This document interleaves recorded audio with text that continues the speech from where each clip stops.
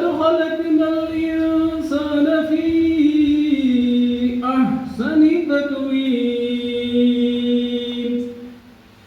ثم رددناه أسفل سافلين إلا الذين آمنوا وعملوا الصالحات فلهم أجر غير ممنون فما يكذبك بعد بالدين أليس الله بأحكم الحاكمين صدق الله العلي العظيم तेरे हैं कि मोहम्मद से वफातों में तो हम तेरे हैं ये जहाँ चीज़ है क्या अल्लाह पाक तेरे जिसके लिए महफिल कौनैन सजी है फिर दोस्त बरी जिसके वसीले से बनी है वो हाशमी मक्की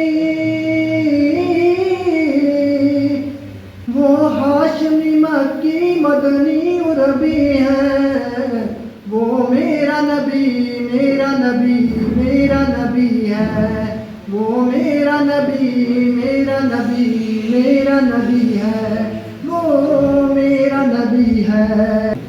ना संघर्ष ना तकलीफ क्या मज़ा है जीने में ना संघर्ष ना तकलीफ क्या मज़ा है जीने में मुसीबत भी रूह बदलती है जब आग लगी हो सीने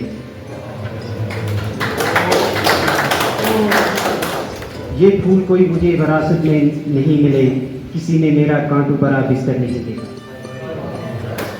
और आप देखो स्टडी रिलेटेड ये बोलना चाहता हूँ कि एनसीईआरटी की बेसिक चीज़ें फोकस करो चाहे एग्जाम में फेल हो जाओ 10 मार्क्स कम आए कोई नोट प्रेफर ना करो एनसीईआरटी किसी भी सब्जेक्ट की हो वो प्रेफर करो क्योंकि अगर 10 मार्क्स कम क्योंकि एट द एंड कोई भी क्वेश्चन कोई भी एग्जाम है वो एनसीईआरटी के मोस्ट प्रायोरिटी देगा चाहे लाइब्रेरी के हिस्ट्री हो पॉलिटिकल हो बजट है कोई साइंस स्टूडेंट साइंस फैकल्टी की कोई बुक हो तो एट टाइम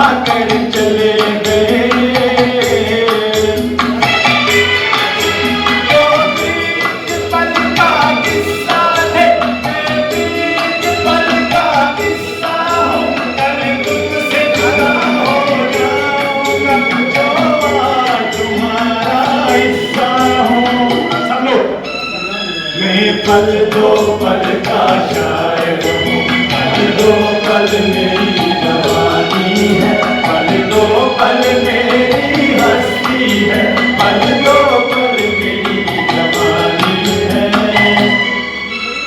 मैं पल दो पल का शायर हूँ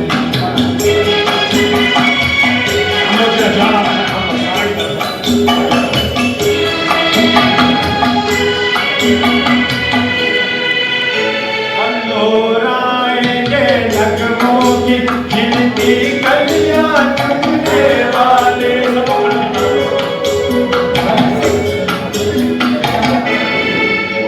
सीनियर है जाना है तब सारा खला हो जाए हमारी तरफ ही ना डेडिकेट करेंगे हम साथ, ठीक है।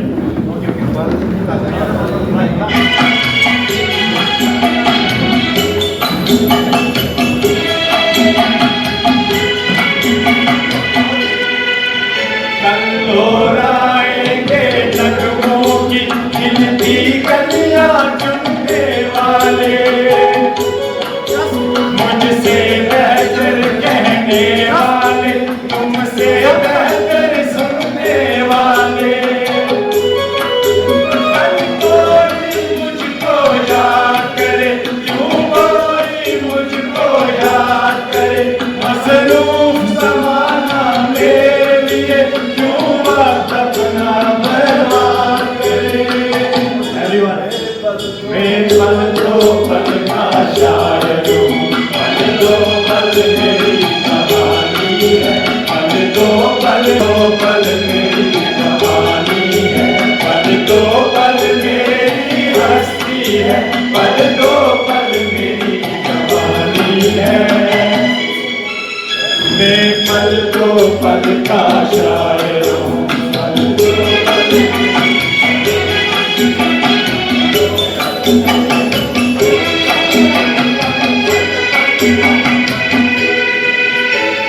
लोराएंगे नगमों की गिनती कलियां चुनने वाले।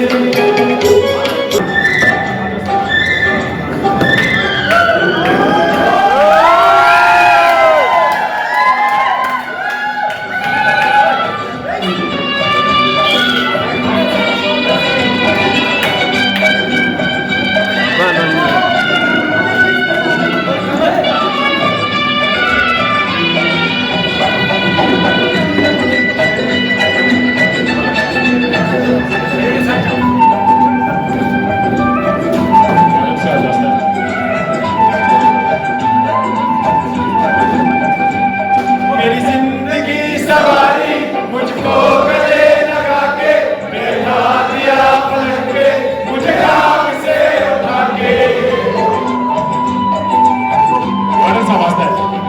मेरी जिंदगी सवारी मुझको गले लगा के, बैठा दिया पलंग पे मुझे आग से उठा के। यारा तेरी यारी को याद करेगी दुनिया, तेरा मेरा अफसाना। कभी दूर दूर आए तेरे बिना हो जीना, वो दिन कभी ना आए तेरे संग मर जाना, तेरे संग मर जाना। याद करेगी दुनिया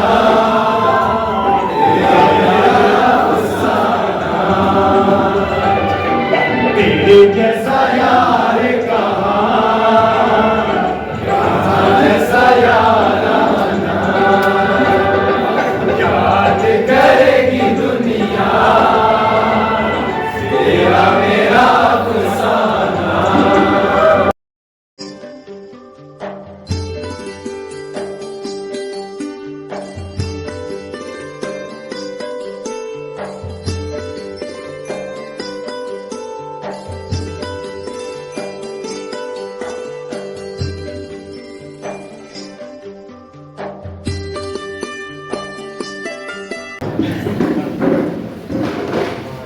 जैसा कि आप जानते ही हैं कि जो आज की ये महफिल है, जिस प्रोग्राम का इनका यहाँ किया आपने, कि हमने किस मकसद के लिए किया, क्यों किया, उससे आप काफ़ी बाहर।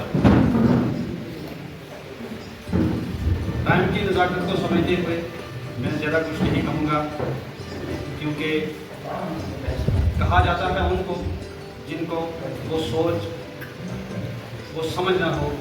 तो मेरे सामने जितने भी लोग बैठे हैं, स्कॉलर हैं, बड़ी बड़ी डिग्रियाँ कर रहे हैं, तो मैं आपसे बार बार यही कहता हूँ कि मैं यहाँ आया हूँ, मैं आपसे सीखने के लिए आया हूँ। और अल्लाह का शुक्र है कि बहुत कुछ सीखने को भी मिला और बहुत कुछ सिखाने को भी मिला। हम इस तरीके से सोचते थे कि सीखा जाता है कहाँ, मदरसे स्कूल में। हमारी यही जगह सीखने की नहीं होती है। इंसान चलते चलते भी सीखता है, उठते भी सीखता है, बैठते भी सीखता है, काम करते करते भी सीखता है। और सीखना होता है, इसके दो तरीके होते हैं, एक होता है एक्सपेरिमेंटल, दूसरा होता है एक्सीडेंटल। एक वो काम जिसको इंसान एक्सपेरिमेंट के जरिए सीखता है, किसी काम के लिए एक्सपेरिमेंट करता है। जैसे आप लोग सारे आए हैं, पढ़ने के लिए आए हैं, एक एक्सपेरिमेंट कर रहे हैं, एक तजुर्बा कर रहे हैं।